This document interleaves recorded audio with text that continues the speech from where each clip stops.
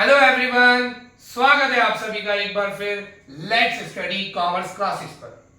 तो हमारे जो ये शॉर्ट वीडियोस की सीरीज चल रही है, अब तक इसमें हम 2 वीडियोस में कवर कर चुके हैं इकोनॉमिक्स क्या है और इकोनॉमिक्स की 2 ब्रांचेस माइक्रो और मैक्रो के बारे में पढ़ चुके हैं।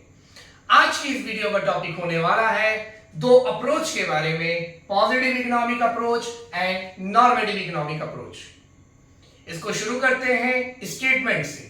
मैं आपके सामने एक स्टेटमेंट देता हूं कि इंडिया की आबादी 150 करोड़ है और दूसरे स्टेटमेंट में देता हूं कि इंडिया की आबादी को कम किया जाना चाहिए क्योंकि ये बहुत ज्यादा हो रही है। तो इन दोनों स्टेटमेंट्स में क्या अंतर है? पहली स्टेटमेंट डेटा के बेस पर है और वो किसी फिनोमेना को बता रही है वो क्या है, कैसा है। दूसरी तरफ दूसरी स्टेटमेंट जिसमें मैं कह रहा हूं कि आबादी को कम किया जाना चाहिए, तो वहां पर ओपिनियन शामिल है, जजमेंट शामिल है। तो इसी में डिफरेंस लाई करता है पॉजिटिव और नॉर्मेटिव इकोनॉमिक्स का। जब पॉजिटिव अप्रोच की बात आती है तो it deals with the economic analysis on the basis of facts and statistical data. जब किसी फिनोमिना को आप समझते हैं कि वो कैसा है, क्या है, कौन सी चीजें उस पर असर करती हैं, तो वो पॉजिटिव में आता है। फॉर एग्जाम्पल बेरोजगारी, अनएम्प्लॉयमेंट। जब हम समझते हैं कि अनएम्प्लॉयमेंट क्या है, किस तरह से वर्क करता है, कौन सी चीजों से बढ़ता है, कौन सी चीजों से घटता है, तो ये पॉजिटिव के अंडर आएगा। वहीं दूसरी तरफ नॉर्मेटिव इकोनॉमिक्स सॉल्यूशन प्रोवाइड करने पर गौर करता है, जोर देता है कि किस तरह से अनएम्प्लॉयमेंट को कम किया जाना चाहिए। इस पर जब हम बात करते हैं तो ये नॉर्मेटिव इकोनॉमिक्स में आता है। पॉजिटिव इकोनॉमिक्स डेटा पर बेस है और ये बात करता है फिनोमिना कैसा था, कैसा है और कैसा हो सकता है। What was, what is and what will be।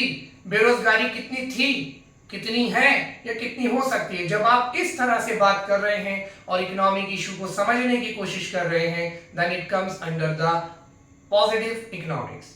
On the other hand, जब आप ओपिनियन देते हैं और आप कहते हैं कि what ought to be, what should be, क्या होना चाहिए, क्या किया जाना चाहिए, तो ये सब नॉर्मेटिव के अंडर आता है।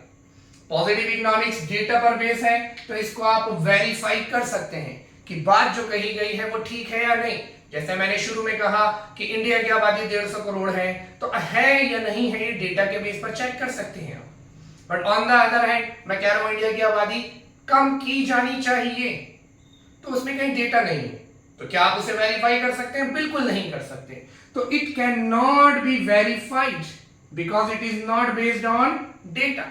जब डेटा पे कोई बेस नहीं है तो आप चेक नहीं कर सकते। इसमें कहीं भी वैल्यू जजमेंट नहीं आएंगे, इशू को जैसा है वैसा समझा जाएगा। On the other hand normative solution पे बात करता है तो ओपिनियंस या जजमेंट इसमें रहेंगे। Pizza is better than burger, तो ये ओपिनियन है, आप इसे चेक नहीं कर सकते। तो आई होप आपको पॉजिटिव और नॉर्मेटिव इकोनॉमिक्स का डिफरेंस समझ में आया होगा। ये टॉपिक आपके सीए फाउंडेशन और क्लास 11 के लिए भी बेनिफिशियल है।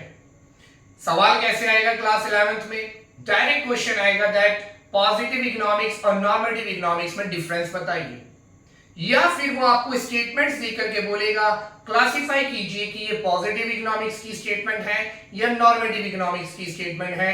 आपके साथ आपसे वो वेरिफिकेशन भी मांगेगा, जस्टिफिकेशन मांगेगा। तो आई होप आपको ये वीडियो पसंद आई होगी। तो प्लीज लाइक द वीडियो और ऐसे ही इकोनॉमिक इश्यूज को समझने के लिए हमारे चैनल को सब्सक्राइब कर लीजिए। Till then take care, bye.